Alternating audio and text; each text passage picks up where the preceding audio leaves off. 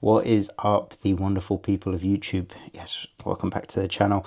And I just want to start this video off by saying thank you. You know, I'd contemplated making a YouTube channel for a long old time, to be fair, but I really wasn't sure what I wanted to say, or didn't really have the confidence to actually sit in front of a camera and just talk about sort of my experience, what I think about, what I enjoy, how training's impacted my life, how I eat. I didn't really feel comfortable sharing any of this stuff.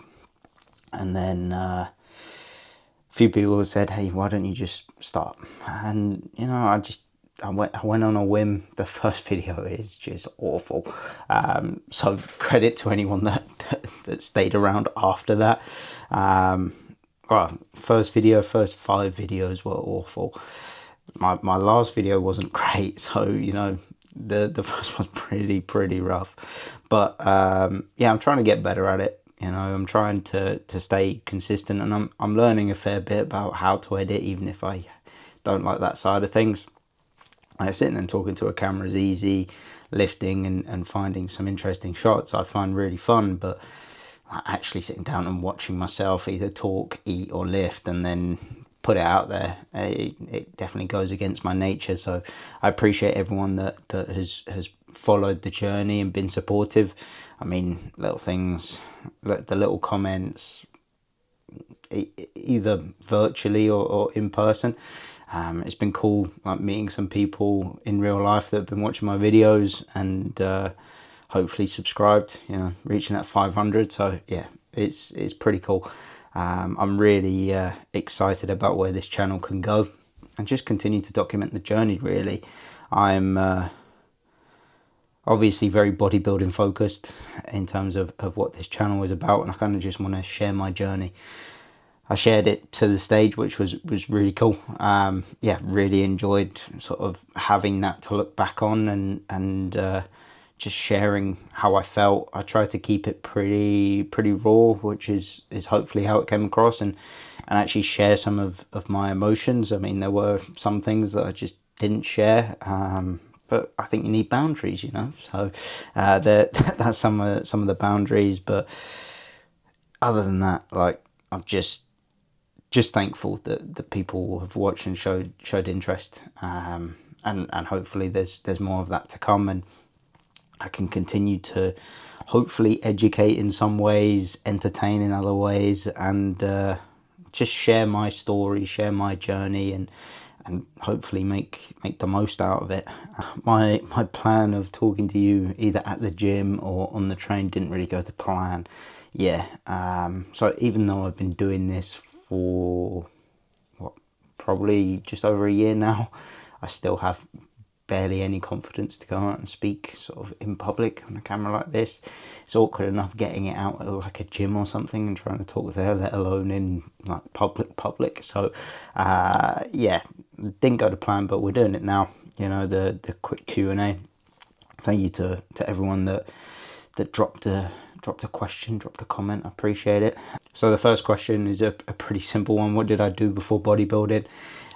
So yeah, I was a rugby player for a long old time, probably since I was 10 or 11, and that was my life. You know, rugby is what allowed me to go to university in the US, which was an amazing experience. I'm sure I'll touch on that another time. But rugby was everything to me up until sort of my final year at college, where sort of the wear and tear on my body had just become too much. So I no longer play rugby, and that's sort of what got me into the gym, was wanting to improve in my sport. And I think that's something that a lot of people start with. You know, I think everyone has a different reason for starting the gym and starting training.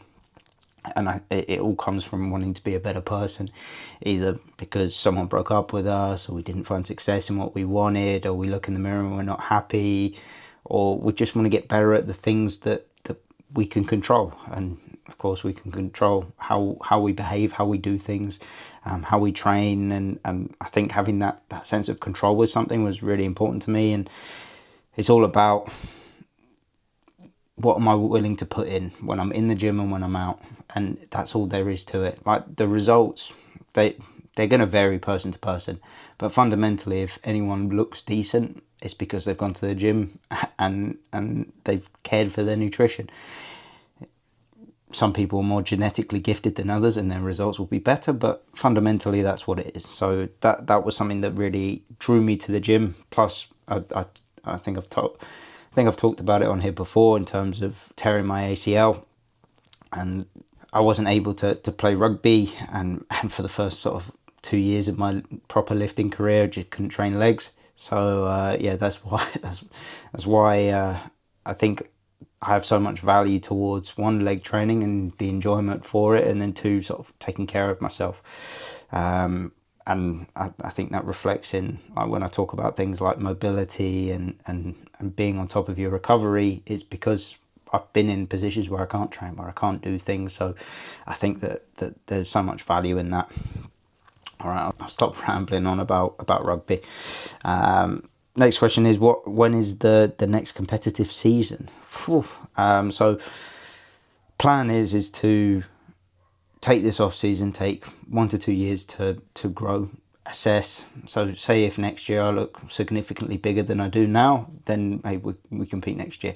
So 2027 is sort of like where we're heading, but equally 2028 is just as realistic. And the whole plan is next time I compete, win a pro card. Like, that's it. I don't really have any reservations about confessing that here. I think I had a decent first season, and the plan is just to keep growing, keep getting better, and then come for a pro card the next time I step on stage, and do better than I did before, and look better than I was. And I think we're definitely heading in the right direction with that. Next question: what's your favourite split, enjoyment wise? So when I started lifting, like I said, I didn't really run like a typical program.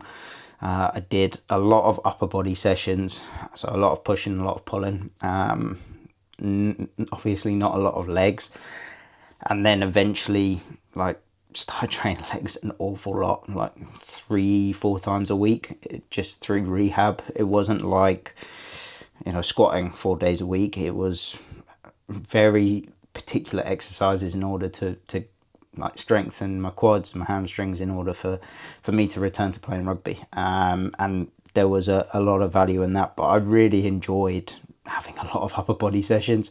So like when I first started, I probably benched 5 days a week, and I just loved it, honestly. That was the most fun I had training, and I think there's so much value in just doing stuff that you enjoy, and so much value in just learning to train hard. Like, is it sensible to bench 4 or 5 days a week? No. Is it fun? Yes. Do I regret it? Absolutely not. Didn't really have a choice. It's probably why my chest is one of my better body parts now. So yeah, that's definitely where I'm at with those. And then that evolved into push-pull legs when I could actually train properly, and I enjoyed that for the time I was in. Again, I'd just come back to playing rugby, so I was balancing sort of training in the gym and then actually being able to play. So push-pull legs offered me a good amount of versatility, and sort of managing things as they come. It wasn't really specialised. It was just follow the guidelines of pushing on one day, pulling on the next day, and then doing legs.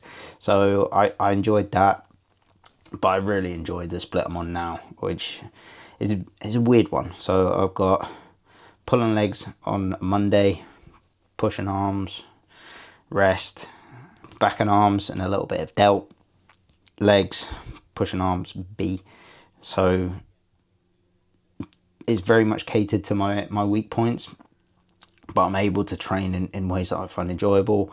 I really hated the idea of doing a 5-day split, and now I really like it. I'm just able to recover so much better. Is it the most enjoyment I've had training? No. Is it the most amount of progress I've had in the gym? Yes. So it kind of balances itself out in terms of I enjoy making progress, and I like the sessions that I have. The most fun I had though were the early years of just going to the gym, hitting bench singles as many days a week as possible, and just having fun with it, sort of experimenting and figuring it out. So probably push-pull legs, but like I said, really enjoy what I do now, so kind of balances itself out. What are the best cues for stiff leg deadlifts? So I'm not a good stiff leg deadlifter. I'm not a good deadlifter in general. I'm probably a better RDLer than I am a deadlifter, which is weird. But I really enjoy RDLs though, so you know that speaks for itself. You know, what you enjoy, you're going to be better at. It kind of works both ways.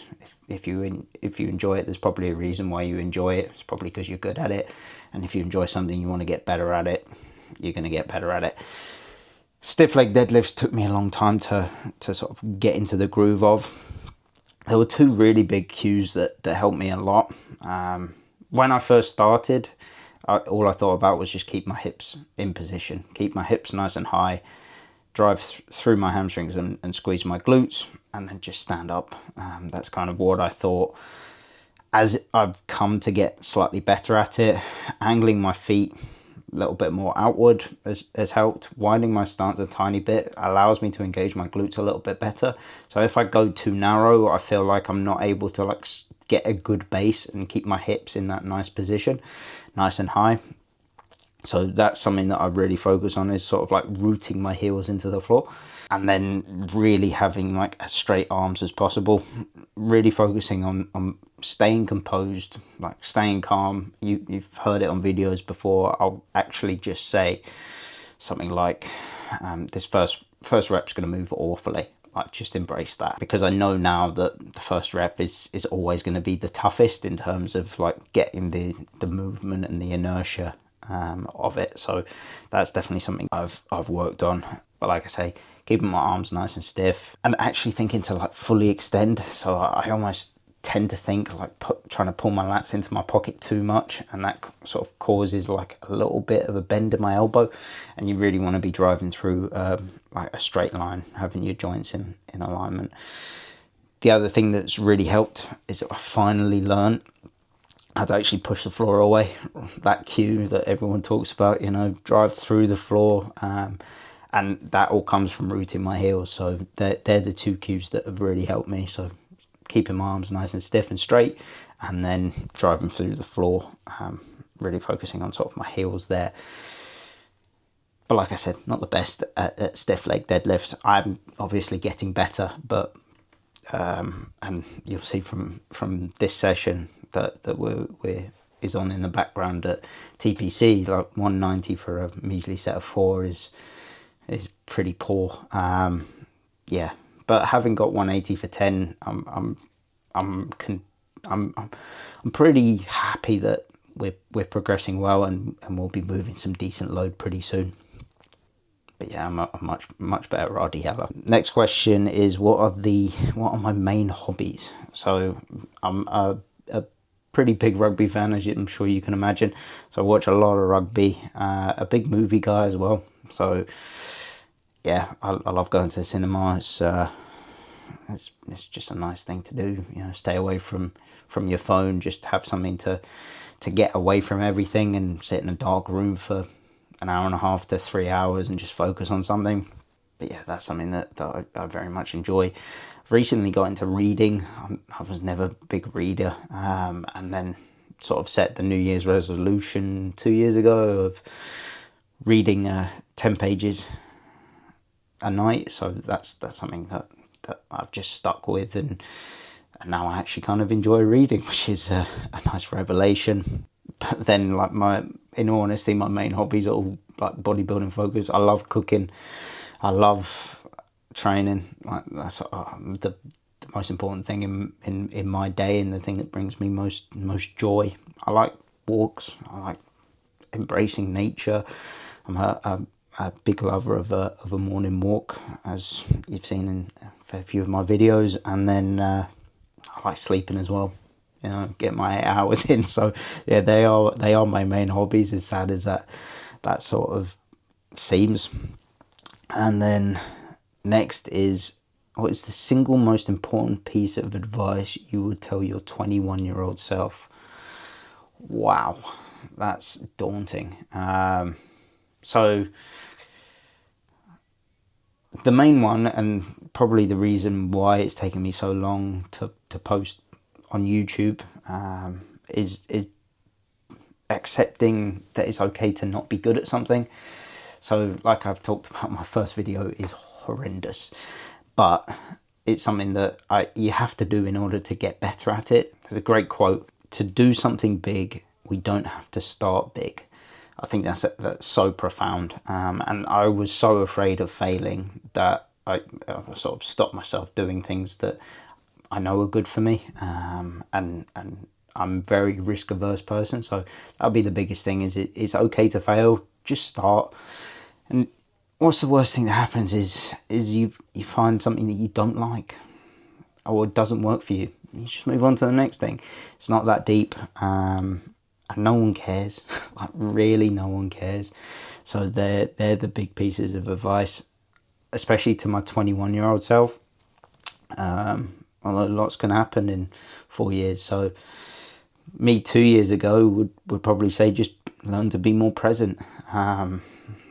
Like learn to just enjoy the moments, not think, oh, I should be doing this or I could be doing that. You're doing what you're doing right now. Like, whether that's working, and I could be playing video games, or I'm playing video games but I feel like I should be working. Like, just set yourself up through scheduling or whatever to be present in what you're currently doing. So that's massive for me, is being present and being entirely in what you're doing. And I think there's so much value in that, and so few people do it these days, either through guilt of wanting to do something else, or they're I don't know, too scared of doing something. Whatever it is, find what you're supposed to be doing and then just commit to it. And that can be resting. Like, that can be the hour of video games you play on a Friday night, or whatever. Like, just be present in that moment. That's a great question. So thank you for that. Last one, what do you do for work? So I recently finished my master's. I graduate from that in July. So that's pretty cool. So I did that during prep, and have started to try and develop my business. And I'm trying to build something pretty unique, something that people haven't really done before. So I don't really want to put it out there yet. It's something that I'm definitely going to share more with YouTube and more with people.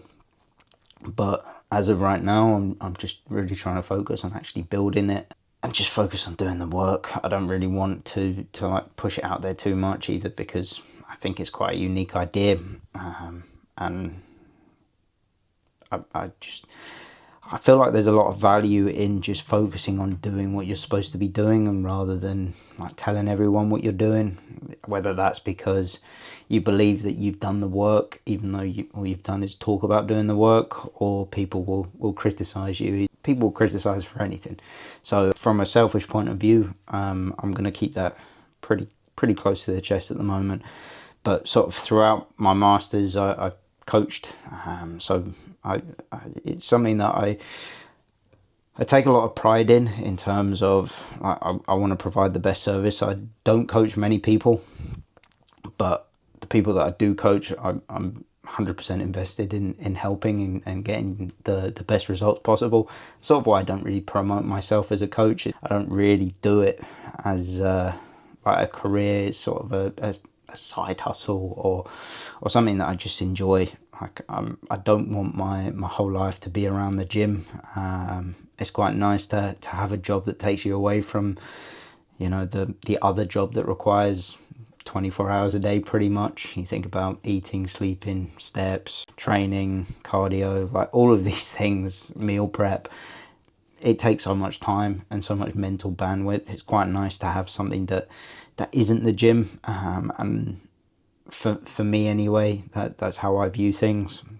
Yeah, that was pretty fun actually. I'm glad that some people did in fact send some questions through. It was quite nice. I because I've never done anything like this before. I was kind of like, oh shit, what if no one replies? What if no one sends anything? So yeah, this was pretty fun. I do appreciate it. Like I've said at the start, it's been really cool to document my journey so far, and I've really enjoyed sharing sort of the highs and the lows throughout the last year or so on here. And I think it's nice. It acts almost like a journal or a video diary, as opposed to, you know, actually journaling. I'm not someone that enjoys that. I've tried it, don't get a lot of value out of it. That'd be the other thing in the 21-year-old self. It's just try and experience as much as possible. Like, do as many things as you can, learn as much as you can, ideally through mistakes, because when you're 21, that's when you've sort of got the most freedom to make mistakes. So that would definitely be what I would say there. But it's been really cool to share all of this with everyone, and sure, it hasn't been perfect, but it's been pretty darn good. So yeah, I've enjoyed that. Yeah, I'll continue to do this and continue to try and be pretty consistent with the YouTube, even if it is an added thing and an added challenge to everything. But I think there's a lot of value in it, either from myself learning new skills, talking to a camera, like building a personal brand. You know, all of these things I think are pretty good, and these are values that I think most people share. It's just some people aren't unwilling to act on it, and I wasn't for a long time, so no shame to those people. But it's also nice to have this video be at TPC. I mean, I owe a lot to Finn, so it's cool to sort of round this out, and yeah, enjoyed a session at his gym with him, which was really nice. So yeah, while this didn't go necessarily to plan in terms of organisation and everything, you know, that's life. Adapt, overcome, talk to a camera. What more is there to love? Okay, people. Well, as always, it was a pleasure to speak with you. I hope you have a wonderful rest of your day, evening, morning, workout, meal, whatever it is. Enjoy yourself. Have a good time. Be present, and just enjoy it. That's the main thing. Enjoy life. It's too short to be miserable about everything. That'd be the other thing that I would say, actually. Final closing thought is shift your mindset from being negative. Right? Everything's an opportunity. Right? I don't have to go to the gym. I get to go to the gym. I don't have to work. I get to work. There are no haves tos, or there are some haves tos, but most of the time it's I get to. So view life with a I get to attitude, not a I have to attitude. That would be my closing thought, and my advice to myself a year ago, probably. No, not 5 years ago, or 4 years ago. But yeah, wow, time flies. That'd be the other thing. I'm gonna just stop because I could ramble on more, but I appreciate you. Stay tuned for the next video. Deuces.